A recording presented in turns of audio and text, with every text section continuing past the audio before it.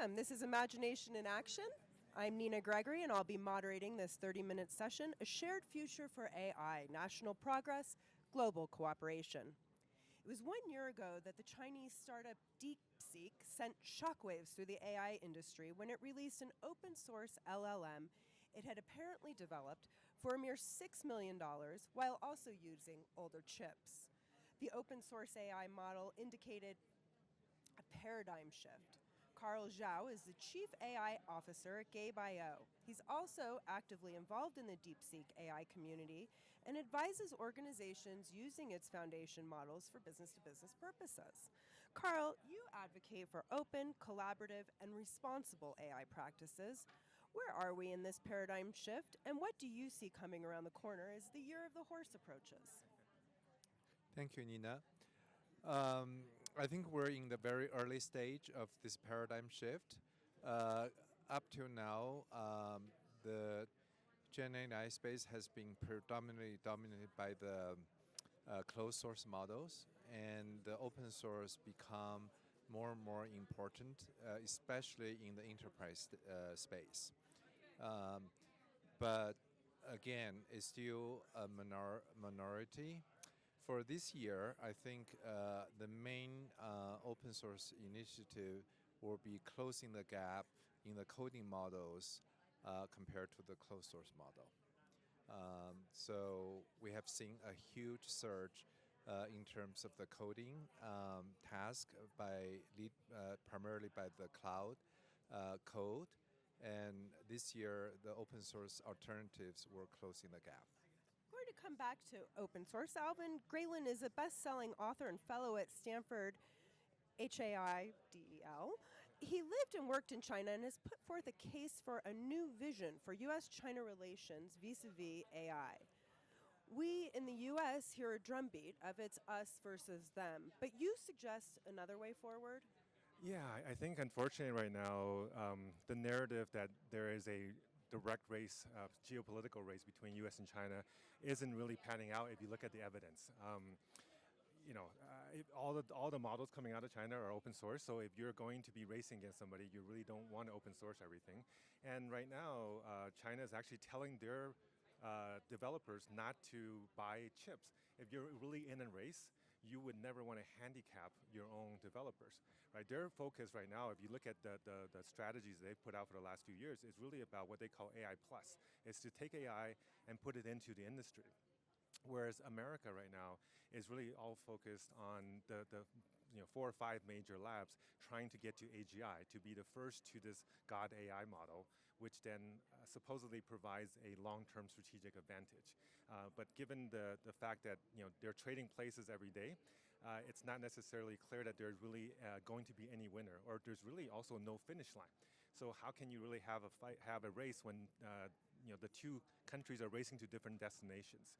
And the bigger issue is that because we have this race condition, we're overbuilding, we're creating duplicate infrastructure rather than sharing resources and sharing data. And I think that's going to make the world less safe. As the title of this panel suggests, AI can aid in national progress. Jose Plen is the founder and CEO of BrightQuery and OpenData.org. His company is gathering non-confidential, publicly available data and has FOIA'd information on some 300 million private companies and also governments. The U.S. government is, in fact, one of your clients. It is working to centralize U.S. government data from federal, state, and local levels in one platform for internal use by the agencies and external use by the general public. What do governments, in your experience, really want and need AI to do, and what do citizens want and need? Yeah, great question, Nina. So governments in general are concerned about information disseminated being factual. That's kind of a core tenet, at least the governments that we have interacted with and work with very closely. There is extensive disinformation and misinformation in the world through bad actors and also just AI slop, so to speak. So a fundamental tenet, certainly of the US government and its allies, is to ensure that information that is disseminated whether it's directly from the agencies or through AI systems, is factual and sourced with provenance. And at BrightQuery, we're very happy and fortunate to be helping fulfill that mission. What is the biggest threat to that mission? The biggest threat to that mission, by far, are adversarial nations that we have seen fight such initiatives, either by controlling information or limiting access to that information through a variety of means. And sometimes not just information pertaining to their own country, but sometimes information pertaining to other countries. And in the line of work that we do, we have seen extensive evidence of such information manipulation. I do believe we are in an information war, and that the United States and its allies should strive to win. And this war is now being fought in the AI battlefield, so to speak. And so the mission of BrightQuery, and certainly my personal mission, is to ensure that we win that war. And the way to do so, I believe, is to rely on facts with provenance, with an audit trail sourced to the truth. The origin of Western civilization is Greece. Greece has given us democracy, philosophy, theater, and now sovereign AI. Christos Petrokilios is the general manager of Kiefer Tech from Greece. Christos, first tell us what sovereign AI is, and then what you're building with it, and be sure to include the value of building in one's own language, Greek, for example. Thank you, Nina. In the start, when we start to implement AI in Greece, we see a huge difference with open source models and also with closed source models. Our aim is first to inject all the Greek grammar inside to the models, so to cover all the nuances, the history, and to be able the Greeks to have their own models. But for me, it's not just the LLM, it's all the infrastructure. We are, as a company, we try first in the infrastructure level to have our own GPUs, our own ecosystem, in order to, from A to Z to cover all the demand. We create 4 models, K1, W1, for LLM, it's 300 billion parameter model, and the small one with 30 billion parameter model. We create ASR model for voice, because very important for the agents. Also TTS, because we want to cover all the voice to be adjusted to the Greek language. You're doing that with humans? Yes. Yes, you're making multimodal models that speak Greek for the citizens of Greece. Yes, for future we want to implement to our robots and not be able the Greeks to communicate with the Greek language. For me, it's very, very important. You said with robots. Yes. And where do they come in? When do they come in? Already they are. They are already there. Yes, for the in base. Greece, they have in been Greece. deployed. Yes. AI-powered robots. Yes. What are they doing? We have 3 pilot use cases. The first was on marking and construction side. We automated with Omniverse, with NVIDIA platform, and we make some marks on the fields. The second is to cover as a survey robot that can create like a patrol robot in our projects. And the third, it's just a robot to communicate with the people and to give directions and these things. I forgot to mention the Greeks in architecture, so that's fitting. Alon Stopel is the chairman of the Israel Innovative Authority and has the opportunity to see a lot of the AI offerings available to government entities. You have a mandate from the Israeli government to provide economic growth through R&D. You are continuously looking at everything that's out there and as such have a sort of rarefied point of view. Tell us, Alon, what are some of the barriers and bottlenecks for governments when they want to utilize sovereign AI? And as we think about national progress, what are some of the tenets that you advise going forward?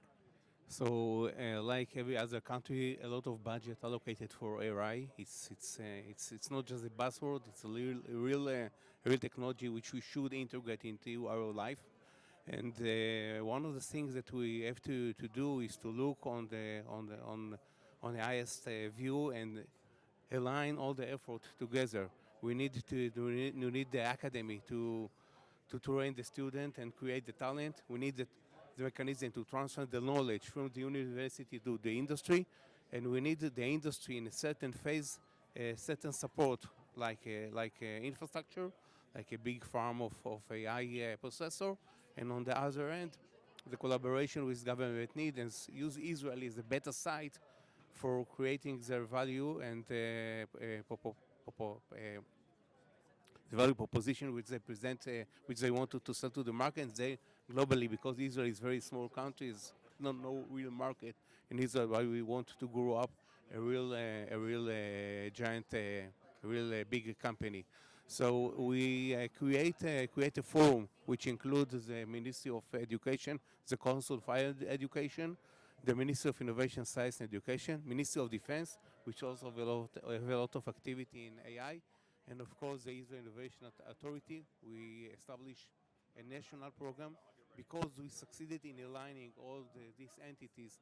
The Ministry of Finance is also join the group and be a partner group and add additional budget because it shows the synchronization on all this group, and then we create a national program in order to synchronize all these elements in order to tailoring it together and create more and more startups and company which succeeded in implement AI or develop AI capability. This day in Israel we have about 9,000 technology company. We're one of the biggest technology hub among the world. Most of the company which have the potential to use this technology already use it, and our challenge is now is to bring the AI capability to the public sector. Carl, what can you tell us about China and its efforts in sovereign AI, and also Singapore, another country I think you're familiar with? Okay. China is doing a lot in terms of open source, the language models. By doing such, they are not only developing models for Chinese, and they can use the foundation models and to make it available worldwide through the open source effort. That's number one. Number two is that, like Alvin mentioned, China's approach is more on the practical side.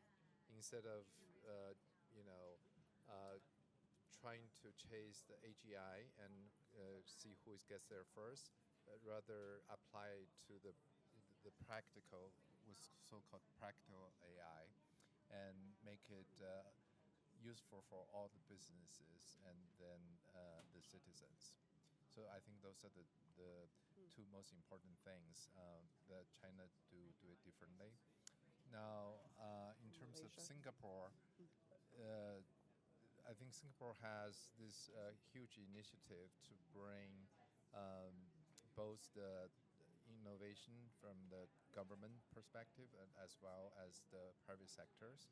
So Singapore created $1 billion infrastructure spend for large language models, and then they're putting together 150 million for the enterprise use alone, and they are attracting talents from worldwide to Singapore. The title of this panel also includes global cooperation. What, in your opinion, is the area in which countries should be cooperating as they move forward in their AI implementation?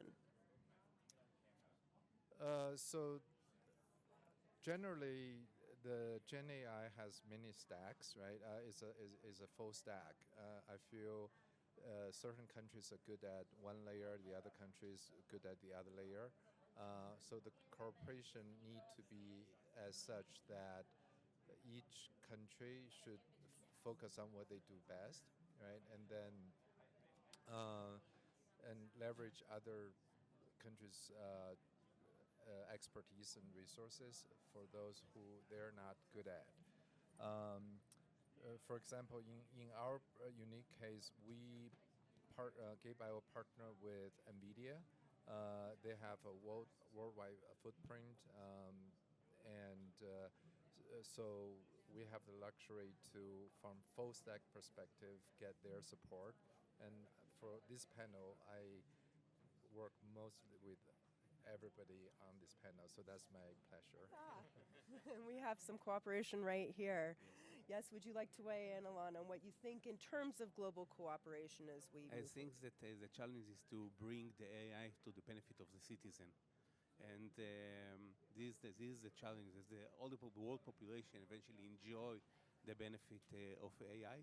And I think that creating a pilot with a company from one country in other country and then transfer of knowledge to the benefit of the end users is one of the way to collaborate between countries. And finally, the technology will spread all over. And the government, what they can do for the benefit is just to expedite the process, in my opinion. Thank you. Alvin. Yeah, this is actually, I think, one of the most important questions right now because every day we hear about there's not enough data centers, not enough power, not enough chips. And the reason we don't have enough is because we're making 200 versions of all of these models. What really makes a lot more sense is rather than having multiple stacks from every single vendor is to share resources, share data, share chips, maybe share talent to allow us to then take the best of all the countries. And But to Alvin, how will they make money? well, see, this is the issue, is that we need to think about AI not as a profit-driven machine, but to think of it as a public good, right? People don't say, oh, how do we make money with air? How do we make money with water? But things that should be intelligence should be something that's shared with the world. And if we can make a high-quality intelligence that's a base that can be given to all of the countries so that they can make their sovereign models, you have the best of both worlds. You have a highly trained base model with everybody's perspectives included, and then they can put in additional safeguards or additional language variations that they care about. At the same time, everybody's involved in terms of setting the safeguards, the guardrails. And so we can make sure that the product isn't going to run away from us, right? And of course, you can take things like national security pieces out of it so that you're not sharing all of your secrets. But for things like medicine, for education, for new materials, these are things that could be useful for the whole world. And working together will make the world better. Create a single source of truth, so to speak. Exactly, kind of what Jose was talking about. We'll pass it on down. Yes, nope. Please okay. Who? You want to add some comments? For me, it's different approach about global cooperation. As a company, when I start the journey of AI, we collaborate with NVIDIA. The most important thing of NVIDIA it's don't give you just the GPUs. They help us a lot with software. They guide us how we'll have successful trainings. And this is on the AI part. We collaborate with Unitary. I think it's the Christos, what is the name of the program at NVIDIA that you're working through? Inception, the first, the Sophia, our platform, was a part of Inception program of NVIDIA. And now, last September, we signed an MOU together in order to go to market strategy and to help us, our products to be worldwide. And so NVIDIA has been helping Greece essentially collaborate with other countries. Yes. Fascinating. How has that been? Have you found that fruitful? Somehow we need to wake up the Southeast Europe because as this stage, only Greece makes some improvements in AI. I think in other countries like Bulgaria, Romania, Albania, all these countries, they can enter to this market and especially to AI technology. So I think we can help them with our knowledge now. We built it in almost 2 years and to expand the knowledge in the Southeast Europe. Fortunately, Greece has a long history of doing that, but I wish you luck. Thank you. Jose. Yeah, Nina. So indeed, global cooperation is a very good question, a critical question. I have a couple thoughts on that. One is, as kind of has been alluded to, I do believe open source is a fundamental foundation, so to speak, to enable that. the beautiful thing of open source is, of course, the world can contribute, add to it, fork off of it if you want to, come up with various versions of it. And one critical piece that I think folks often forget about AI is that what fuels AI is data. To build AI models, for AI models to infer things, to make decisions on our behalf, to help us investigate things and so on. It's an amazing engine, but every engine needs fuel to run, and that fuel is data. The problem is that in the with the Gen AI revolution, what happened is, of course, the big companies, scraped the web in a very aggressive fashion, and so content producers, content providers, data providers closed up shop. They kind of closed up their doors as much as possible to kind of prevent that information from being sucked into these AI systems. So ironically, in many ways, the dissemination of information has become more closed as a result of AI innovation, which is a real shame, because then what has happened is you're building information silos, sometimes by topic, sometimes by publisher, sometimes by nation, by jurisdiction, and that prevents the propagation of open source data and AI solutions. So to that effect, one of the things that I'm personally working on and my company, BrightQuery, is working on is this project opendata.org, which is an open data foundation, the purpose of which is to collect, produce, and disseminate for free in open source fashion through our nonprofit partners, through our NGO partners, through our government partners, through our corporate partners, to disseminate this information for free so that at least there's one source of fuel which is available for the world to consume to power AI models. Yes, please. Jump in. I just want to mention that we have the Horizon program is a great platform to collaboration between countries on certain topics. And one is the most popular topics in the last years is AI. So I think that a lot of countries collaborate through the Horizon Europe program. In addition, in Israel, for example, we have a lot of bilateral MOU and binational, multinational funds which support company and researcher from both sides to collaborate in certain topics. AI is one of the most popular topics, so we have a fund, of course, with the USA, another fund with Korea, with Singapore, with India, and a lot of countries in Europe like Deutschland, French, Swiss, and other countries. So it's very densely used for collaboration between companies and researcher and the topic of AI. Would you like to weigh in? I see you nodding. I think you have something on your mind here. Tell us. Yes, I think right now the collaboration is more ad hoc, right? So I think this organized way of doing it is definitely great. And then I think open source by default is a more organic way for people to kind of group together. So we have on this series, we talk a lot about open source. There's a data side. For us, is the processing side, and then there are people on the memory side. So I think there are a lot of technologies can come together, but in the end of the day, I think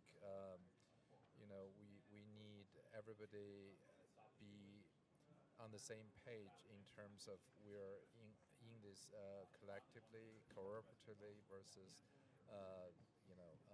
competing. Alvin, jump in. So we're talking about cooperation, but I think one of the most important parts of cooperation is actually against the shared threat. We started at the beginning talking about U.S.-China competition, but I think the real competition is not state to state. The real competition is actually, or the real threat is actually bad actors. And the bad actors, what are they going to do with this technology when it becomes available? And if we have split stacks, it's very difficult for you to share information with each other. And what we need to do is the same thing that we do right now. Let me just ask you, split stacks. Can you tell us what that means? So right now, America has their AI action plan that says we're going to create the American stack with American chips, American models, American tools, and all of our allies have to use that, right? And the rest, and if you're not with us, you're against us, and it creates bifurcating stacks, and that means they stop talking to each other. And if they stop talking to each other, then they stop sharing risk information or threat information. Right? When we have terrorists around, or the list of terrorists are in all the airports, people know how to find them. If there's activities that are, bad actions that are happening in different cells, people will share that with each other. And we need to do the same thing for how AI might be misused, because that's something that the reason that states are less risk for each other is because you could retaliate against a state, but it's very difficult to retaliate against a terrorist cell, right? Or maybe some of them don't mind being retaliated against, and so we need to make sure that bad things don't happen. And this technology essentially puts a superpower into hands of a lot of bad actors, and that's something that we need to speak together on, work together on. Did you want to jump in with one last thing to close us out, Jose? Do you have one last thought? Sure, absolutely. I think clearly we all agree that open source is one of the key fundamental precepts that can help bring down barriers. It allows us all, regardless of constraints that we have, institutional constraints, regardless of political constraints, regardless of any other kinds of limitations we might have, for us to build on each other's work. And moreover, of course, we can quote unquote fork, as the engineers would say. One can fork the technology and the code, for very specific purposes if one desires to do so. So open source all the way. Well, thank you all very much. I'm Nina Gregory, and I'd like to thank Alan Stoppel, Alvin Graylin, Christos Patrokilios, Carl Zhao, and Jose Plen for sharing your expertise. And thank you all for watching.